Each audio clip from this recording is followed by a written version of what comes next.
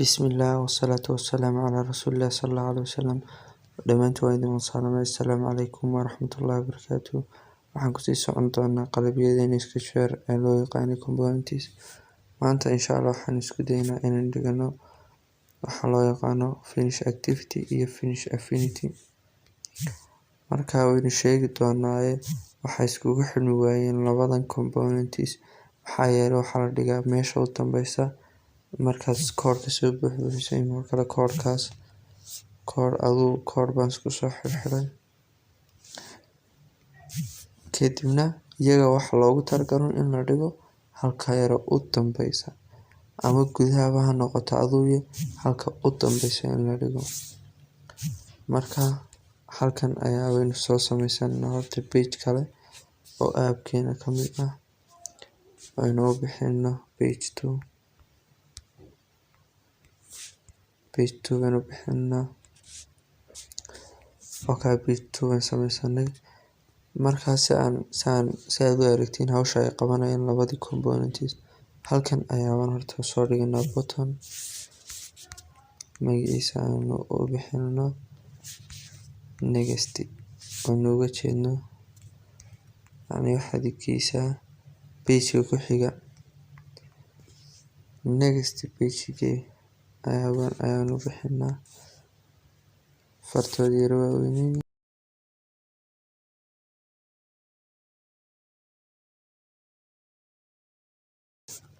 next page marka halkaas soo dhigtay buttonka haddaad doonto waxaad ka dhigi kartaa positionka buttonka si aynu bartamaha u dhigno waynaynu kan soo samaysanaa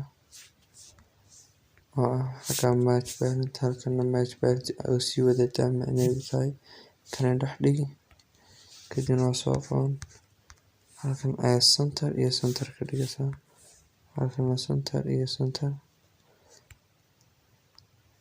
kana isna center iyo center baad ka dhigi waad arkaysiin marka bartamihii aynu dhignay buttonkii next page. haddaba marka lagu dhufto buttonka next page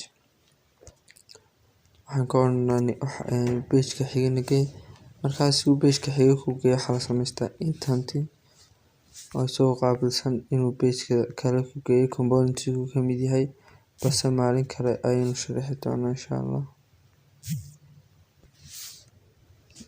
soo page kale ku geeyo labada component ayaad u baahan tahay class-ku waxa weeye page-ka labaad nagee waan ku niri kadibna start activity waxa weeye shaqada bilow kadibna marka next page taabano wuxuu nageenayaa page 2gan oo halkan ah kan haddaba waxaanu dhiganaa laba button labada button mid waxaanu bixinaynaa finish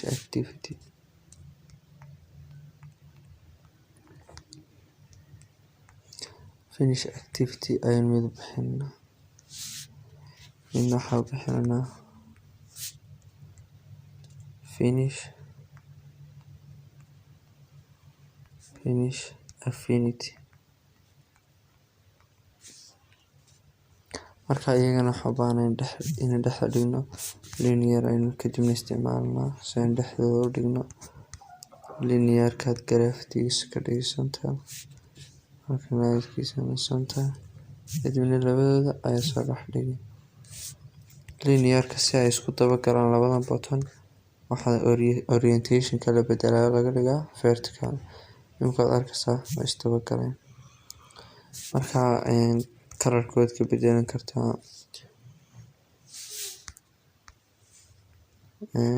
si wixii yar qurux badnaado midna casaan ayaan ka dhiganaa midna akhtar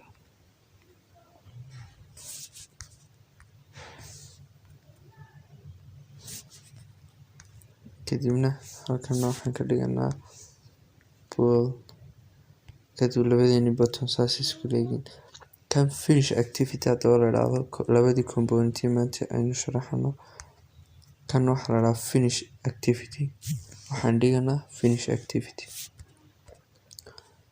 oo saan idiin sheegay magacaan waad ka bedelan kartaa xagga ID-ga finish affinity-na isna waxaan dhigi doonaa marka lagu dul dhufto finish affinity component-ga finish affinity.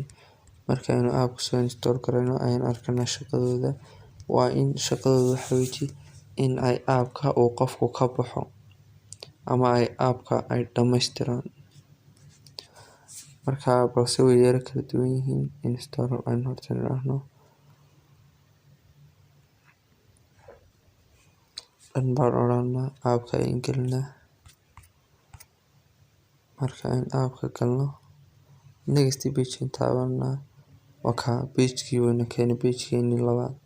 Haddaba markaan finish activity wuxuu igu celinayaa finish activity macnaheedu waxa weeye page-kan uu ka bax balse app-ka oo dhan ka bixin. Marka page-kan ayuu ka baxayaa page-keena hore nagu soo celinaya waayo page-ka hore ka soo baxay.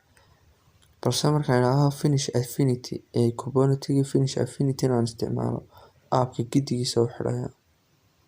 Waa arkaysiin baan malaynaya sidoo kala duwan yihiin. Finish activity page-kaas uu xidhaya balse finish affinity app-ka oo dhan ayuu xidhaya. Intaas ayaan ku daynaa maantana. Assalaamu calaykum waraxmatullaahi wabarakaatuh.